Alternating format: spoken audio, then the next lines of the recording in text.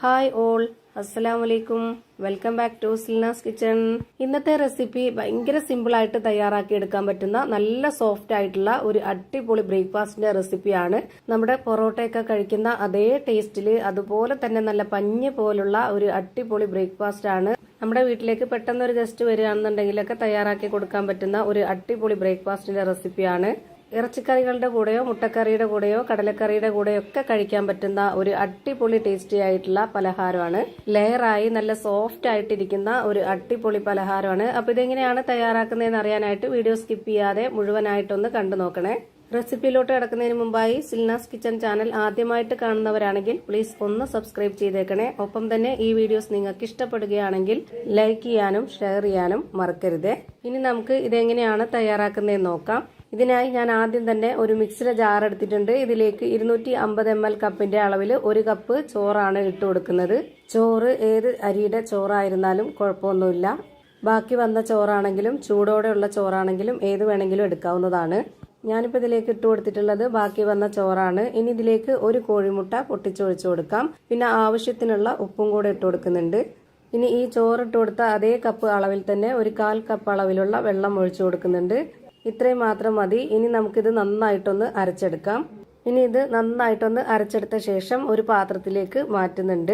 ഈ ഒരു അരച്ചെടുത്ത ചോറിന്റെ പരുവം നിങ്ങൾക്ക് കാണുമ്പോൾ തന്നെ മനസ്സിലാവുന്നുണ്ടാവും. ഇതേ പരുവത്തിലാണ് നമ്മൾ അരച്ചെടുക്കേണ്ടത്. ഇനിയിപ്പോൾ ആ ഒരു മിക്സിയുടെ ജാറിൽ ഇരിക്കുന്നതെല്ലാം ഞാൻ കൈ വെച്ചിട്ടൊന്ന് തുടച്ചിട്ട് കൊടുക്കുന്നുണ്ട്. ഇനി അടുത്തതായിട്ട് ഇതിലേക്ക് ഇട്ട് കൊടുക്കുന്നത് 250 ml കപ്പിന്റെ അളവിൽ 2 കപ്പ് മൈദയാണ്. ഗോതമ്പ് പൊടിയിലും ഇത് ചെയ്തെടുക്കാവുന്നതാണ്. എന്നാലും ഈ ഒരു ബ്രേക്ക്ഫാസ്റ്റിന് ഏറ്റവും കൂടുതൽ ടേസ്റ്റ് മൈദയിൽ ചെയ്തെടുക്കുമ്പോഴാണ്. അപ്പൊ ഞാനിവിടെ 2 കപ്പ് മൈദയും ഇട്ട് കൊടുത്തതിന് ശേഷം കൈ വെച്ചിട്ട് ഇതുപോലെ നന്നായിട്ടൊന്ന് മിക്സ് ചെയ്തിട്ടെടുക്കുന്നുണ്ട്. ചോറ് അരയ്ക്കുന്ന സമയത്ത് തന്നെ ഉപ്പിട്ട് കൊടുത്തതുകൊണ്ട് ഇനി ഇതിലേക്ക് ഉപ്പിന്റെ ആവശ്യമില്ല. ഈ ഒരു ചോറിന്റെ നനവ് വെച്ചിട്ട് തന്നെ നമുക്കിത് നല്ല പോലെ കുഴച്ചിട്ടെടുക്കാവുന്നതാണ്. വേറെ വെള്ളമൊന്നും ഒഴിച്ചു കൊടുക്കേണ്ട ആവശ്യമില്ല. ഈ ഒരു മാവിന്റെ പരുവം എന്ന് പറയുന്നത് ചപ്പാത്തിയുടെ മാവിന്റെ അത്ര ടൈറ്റും ആവരുത്, എന്നാൽ പൊറോട്ടയുടെ മാവിന്റെ അത്ര ലൂസും ആവരുത്. ഒരു ഇടത്തരം പരുവത്തിലാണ് ഇത് റെഡിയാക്കി എടുക്കേണ്ടത്. ആ ഒരു ചോറിന്റെ നനവ് വെച്ചിട്ട് തന്നെ ഞാനിപ്പോൾ ഇതാ നന്നായിട്ട് കുഴച്ചെടുത്തിട്ടുണ്ട്. ഇനി ഈ മാവ് രണ്ടായിട്ടൊന്ന് കട്ട് ചെയ്തെടുക്കാം. എന്നിട്ട് നമുക്ക് കൈവച്ചിട്ട് ഇതുപോലെ ഒരു ബോൾസ് ആക്കി മാറ്റണം. അങ്ങനെ ഇപ്പോൾ ഈ ഒരു 2 മാവും ഇതുപോലെ ബോൾസ് ആക്കി മാറ്റിയിട്ടുണ്ട്. അതിൽ നിന്ന് ഒരെണ്ണം എടുത്തിട്ട് നമ്മൾ ഇതുപോലെ ഒരു ബോർഡിലേക്ക് കുറച്ച് പൊടി ഇട്ട് കൊടുത്തതിന് ശേഷം അതിലേക്ക് വെച്ച് കൊടുത്തിട്ട് ഇതുപോലെ നന്നായിട്ടൊന്ന് പരത്തിയെടുക്കുക. നിങ്ങൾ ഇതേപോലെ തന്നെ ബോർഡിൽ തന്നെ ചെയ്തെടുക്കണമെന്നൊന്നുമില്ല. കൗണ്ടർ ടോപ്പിലോ അല്ലാന്നുണ്ടെങ്കിൽ ഏതെങ്കിലും പരന്ന പാത്രത്തിലോ ഒക്കെ വെച്ചിട്ട് ഇതുപോലെ പരത്തിയെടുത്താൽ മതി. ഇപ്പോൾ ഞാനിവിടെ മാവ് നന്നായിട്ട് വലിച്ച് ഇതേപോലെ പരത്തിയെടുത്തിട്ടുണ്ട്. ഇനി നമുക്ക് ഇതിലേക്ക് ഓയിൽ ഒന്ന് സ്പ്രെഡ് ചെയ്ത് കൊടുക്കാം.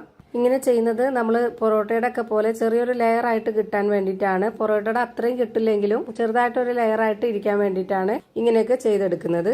ഇതുപോലെ ഓയിൽ ഒന്ന് സ്പ്രെഡ് ആക്കിയതിന് ശേഷം കുറച്ച് മൈദപ്പൊടി കൂടി ഇതുപോലെ ഒന്ന് ഇട്ട് കൊടുക്കാം.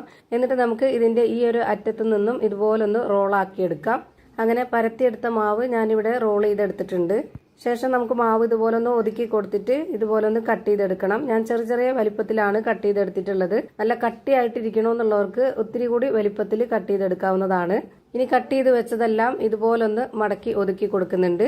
ഇതുപോലെ ചെയ്തെടുത്തതിന് ശേഷം നമ്മൾ ഇതൊന്ന് പരത്തി കൊടുക്കുകയാണെന്നുണ്ടെങ്കിൽ ചെറുതായിട്ടൊരു ലെയർ ആയിട്ടിരിക്കും. അതുപോലെ നല്ല സോഫ്റ്റ് ആയിട്ട് കിട്ടുകയും ചെയ്യും. പൊറോട്ടയൊക്കെ കഴിക്കുന്നതിന്റെ ആ ഒരു ടേസ്റ്റിലും ആ ഒരു ആകൃതിയിലൊക്കെയാണ് നമുക്കിത് കിട്ടുന്നത്. ഇനി ഈ ഒരു ബോർഡിലേക്ക് ഒരെണ്ണം എടുത്ത് വെച്ചിട്ട് അതിലേക്ക് കുറച്ച് പൊടി ഇട്ട് കൊടുത്തതിന് ശേഷം ഇതുപോലെ നന്നായിട്ടൊന്ന് പരത്തിയെടുക്കാം. ഈ ഒരു മാവ് നമ്മൾ ഒരുപാട് ഇട്ട് കുഴച്ചിട്ടില്ല. റെസ്റ്റ് ചെയ്യാൻ വെക്കേണ്ട ആവശ്യമില്ല. നമ്മൾ പെട്ടെന്ന് തന്നെയാണ് കുഴച്ച് അതേപോലെ തന്നെ പരത്തിയെടുക്കുകയൊക്കെ ചെയ്യുന്നത്. അതുകൊണ്ട് തന്നെ നമുക്ക് വീട്ടിലൊരു ഗസ്റ്റ് വരികയാണെന്നുണ്ടെങ്കിലോ അല്ലാന്നുണ്ടെങ്കിൽ രാവിലെയോ രാത്രിയോ ഒക്കെ പെട്ടെന്ന് ഉണ്ടാക്കണം തോന്നുമ്പോഴൊക്കെ ഉണ്ടാക്കിയെടുക്കാൻ പറ്റുന്ന നല്ലൊരു പലഹാരമാണ്. ഇപ്പോൾ ഇതാ പരത്തിയെടുത്തിട്ടുള്ള ആ ഒരു മാവ് ഞാൻ കാണിച്ചു തരാം. ഈ ഒരു വലിപ്പത്തിലും ഈ ഒരു കട്ടിയിലുമാണ് ഞാനിത് പരത്തിയെടുത്തിട്ടുള്ളത്. ഇതുപോലെ തന്നെ ഒരെണ്ണം കൂടെ ഞാനിവിടെ പരത്തി കാണിക്കുന്നുണ്ട്. നമ്മൾ റെഡിയാക്കി വെച്ചിട്ടുള്ള ആ ഒരു മാവിൽ നിന്ന് ഒരെണ്ണം എടുത്ത് ഇതുപോലെ ബോർഡിലേക്ക് കുറച്ച് പൊടി ഇട്ട് കൊടുത്തതിന് ശേഷം ഇതുപോലെ നന്നായിട്ടൊന്ന് പരത്തിയെടുത്തിട്ടുണ്ട്.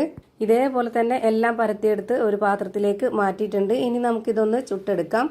അതിനായി ഞാനിവിടെ ഒരു പാൻ സ്റ്റൗവിലേക്ക് വെച്ച് ഫ്ലെയിം ഓൺ ആക്കി കൊടുത്തിട്ടുണ്ട്. അതിലേക്ക് കുറച്ച് ഓയിൽ ഒന്ന് സ്പ്രെഡ് ആക്കിയതിന് ശേഷം ഇതുപോലെ പരത്തിയെടുത്ത മാവ് ഇട്ട് കൊടുത്തു. ഇനി ഇതിന് മുകളിലേക്ക് കുറച്ച് ഓയിൽ ഒഴിച്ചു കൊടുക്കുന്നുണ്ട്. ഈ ഒരു ഓയിൽ ഒഴിച്ചു കൊടുത്തിട്ട് ഇത് ചുട്ടെടുക്കുമ്പോഴാണ് പൊറോട്ടയുടെ ഒക്കെ അതേ ഒരു ടേസ്റ്റിൽ കിട്ടുന്നത്. ഇനി നിങ്ങൾക്ക് ഓയിൽ ഒഴിച്ചു കൊടുക്കണ്ട എന്നുണ്ടെങ്കിൽ അങ്ങനെയും ചുട്ടെടുക്കാം, കുഴപ്പമൊന്നുമില്ല.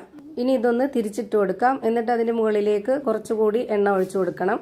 രണ്ട് സൈഡിലും എണ്ണ ആക്കി കഴിഞ്ഞാൽ പിന്നെ നമുക്ക് തിരിച്ചും മറിച്ചൊക്കെ ഇട്ട് കൊടുത്തിട്ട് ഇത് നന്നായിട്ടൊന്ന് വേവിച്ചെടുക്കാം. ഇപ്പൊ ഇവിടെ ഒരു സൈഡ് നന്നായിട്ട് വെന്ത് കിട്ടിയിട്ടുണ്ട്. ഇനി ഈ ഒരു ഭാഗം കൂടെ ഒന്ന് വെന്ത് കിട്ടണം. ഒരു 3-4 സെക്കൻഡ് ആ ഒരു ഭാഗം കൂടെ വേവിച്ചെടുത്തതിന് ശേഷം ഇനി നമുക്കിത് പാനിൽ നിന്ന് മാറ്റാവുന്നതാണ്. ഇനി രണ്ടാമത് ഇട്ട് കൊടുക്കുമ്പോൾ ആ ഒരു പാനൊന്ന് തുടച്ചിട്ട് വേണം ഇത് ഇട്ട് കൊടുക്കാനായിട്ട്. അല്ലാന്നുണ്ടെങ്കിൽ അതിലുള്ള ആ ഒരു പൊടികളെല്ലാം ഈ ഒരു മാവിലായിട്ട് ആകെ കരിഞ്ഞു പോവും. അപ്പം ഞാൻ രണ്ടാമതൊരെണ്ണം കൂടി ഇട്ട് കൊടുത്തിട്ട് തിരിച്ചും മറിച്ചും എണ്ണയൊക്കെ ഒഴിച്ചു കൊടുത്തിട്ട് നന്നായിട്ട് വേവിച്ചെടുക്കുന്നുണ്ട്. ഇപ്പോൾ ഇതിൻ്റെയും രണ്ട് സൈഡും വെന്ത് കിട്ടിയിട്ടുണ്ട്. നമുക്ക് ഇതുകൂടി എടുത്ത് മാറ്റാം. ഇതേപോലെ തന്നെ ഞാനിവിടെ എല്ലാം ചെയ്തു വെച്ചിട്ട് പൊറോട്ടയൊക്കെ അടിച്ചെടുക്കുന്ന പോലെ ഇതുപോലെ കൗണ്ടർ ടോപ്പിലേക്ക് ഇട്ടിട്ട് ഇതുപോലെ ഒന്ന് ജസ്റ്റ് അടിച്ചെടുക്കുന്നുണ്ട്. ഇപ്പോൾ ദാ അടിപൊളി ടേസ്റ്റി ആയിട്ടുള്ള നല്ല സോഫ്റ്റ് ആയിട്ടുള്ള പഞ്ഞ് പോലെ ലെയർ ആയിട്ടുള്ള ഒരു അടിപൊളി ബ്രേക്ക്ഫാസ്റ്റ് റെഡിയായി കിട്ടി. ഏത് കറികളുടെ കൂടെ വേണമെങ്കിലും നമുക്ക് കഴിക്കാവുന്നതാണ്. അപ്പോൾ ഇത്രയേ ഉള്ളൂ ഇന്നത്തെ വീഡിയോ ഇഷ്ടമായാൽ ലൈക്ക് ചെയ്യാനും കമന്റ് ചെയ്യാനും ഷെയർ ചെയ്യാനും മറക്കരുത്. പുതിയൊരു വീഡിയോയുമായി വീണ്ടും വരും. Thank you for watching.